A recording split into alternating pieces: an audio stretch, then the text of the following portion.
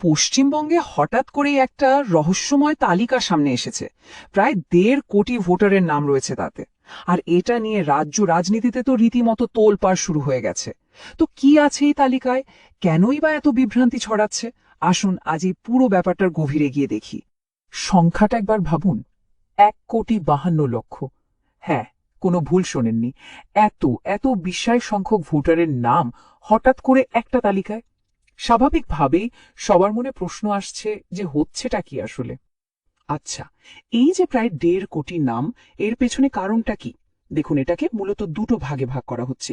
একটা বড় অংশ, মানে ধরুন প্রায় 1,20,00,000 ভোটারের তথ্যে কিছু গরমিল পাওয়া গেছে, যাকে বলা হচ্ছে লজিক্যাল ডিসক্রিপেন্সি।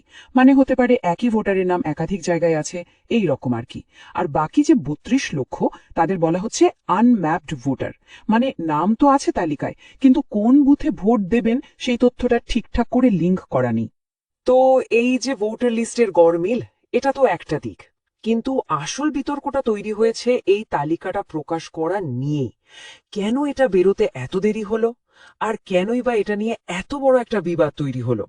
আসল গল্পটা কিন্তু লুকিয়ে আছে এর রিলিজের টাইমিং এর মধ্যে। ব্যাপারটা বুঝতে হলে এই টাইমলাইনটা একটু দেখতে হবে। দেখুন, সুপ্রিম কোর্ট বলেছিল 24শে জানুয়ারি শনিবারের মধ্যে এই তালিকা প্রকাশ করতে হবে, এটা ছিল ডেডলাইন।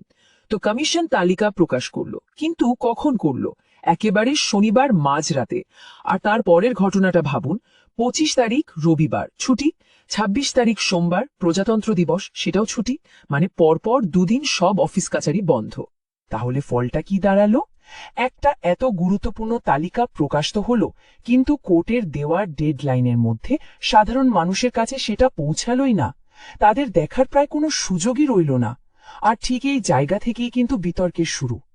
আর এই নিয়েই তৃণমূল কংগ্রেস সরাসরি নির্বাচন কমিশনের বিরুদ্ধে সুপ্রিম কোর্টের অবমাননার অভিযোগ তুলেছে। দলের সর্বভারতীয় সাধারণ সম্পাদক অভিষেক বন্দ্যোপাধ্যায়ের প্রশ্নটা খুব স্পষ্ট। তিনি বলছেন, যে সফটওয়্যার মাত্র 1 ঘন্টায় 1,36,00,000 গরমিল খুঁজে বের করে ফেলতে পারে, সেই একই সফটওয়্যার ব্যবহার করে সুপ্রিম কোর্টের দেওয়া ডেডলাইনের মধ্যে তালিকাটা প্রকাশ করা গেল না কেন? আচ্ছা, এত যে কথা হচ্ছে তালিকাটা নিয়ে, এখন প্রশ্ন হলো এই লিস্টটা আসলে আছে কোথায়? মানে এটা কমিশন থেকে সাধারণ মানুষের কাছে পৌঁছানোর রাস্তাটা ঠিক কি? চলুন এই প্রসেসটা একবার বুঝে নেওয়া যাক। প্রথমে বলে রাখি, এই তালিকাটা কিন্তু অনলাইনে কোথাও দেওয়া হয়নি। এর প্রসেসটা একটু অন্যরকম। প্রথমে কমিশনের হেড অফিস থেকে একটা সফট কপি, মানে ডিজিটাল ফাইল পাঠানো হয় ইআরও বা ইলেকটোরাল রোল অফিসারদের কাছে। এরপর তাদের কাজ হলো ওই বিশাল লিস্ট প্রিন্ট করা। সেই প্রিন্ট করা কপিগুলো যায় বিএলও বা ব্লক লেভেল অফিসারদের কাছে। আর সবশেষে সেই হার্ড কপিগুলোই বিভিন্ন স্থানীয় অফিসে টাঙিয়ে দেওয়ার কথা। মানে পুরো ব্যাপারটা বেশ কয়েকটা ধাপে হয়। এখন কিছু কিছু জায়গায়, যেমন ধরুন নদিয়ার তেহট্ট ব্লকে, এই লিস্ট টাঙানো হয়েছিল ঠিকই, কিন্তু ওই যে মাঝখানে লম্বা ছুটি পড়ে গেল, তার জন্য বেশিরভাগ জায়গাতেই এই কাজটা মারাত্মকভাবে পিছিয়ে যায়। এর ফলে হলোটা কি, সব এলাকার মানুষ কিন্তু সমানভাবে এই তালিকাটা দেখার সুযোগই পেলেন না। বেশ, এতক্ষণ তো আমরা পুরো ঘটনাটা নিয়ে কথা বললাম। এবার আসা যাক সব থেকে জরুরি প্রশ্নে। একজন সাধারণ ভোটারের জন্য এই তালিকার মানেটা ঠিক কি? আর যদি নামটা চেক করার দরকার হয়, তাহলে সেটা কিভাবে করা যাবে? আগে যেমনটা বললাম, তালিকাটা অনলাইনে নেই, তাই নামটা আছে কিনা সেটা দেখতে হলে কিন্তু একটু কষ্ট করতে হবে। যেতে হবে স্থানীয় গ্রাম পঞ্চায়েত অফিসে বা বিডিও অফিসে। আর যারা পৌরসভা এলাকায় থাকেন, তাদের জন্য ওয়ার্ড অফিস বা মিউনিসিপ্যাল অফিসে খোঁজ নিতে হবে।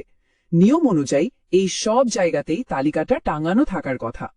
আচ্ছা, ধরুন কেউ গিয়ে দেখলেন যে তার নামটা এই তালিকায় আছে, তাহলে কি হবে?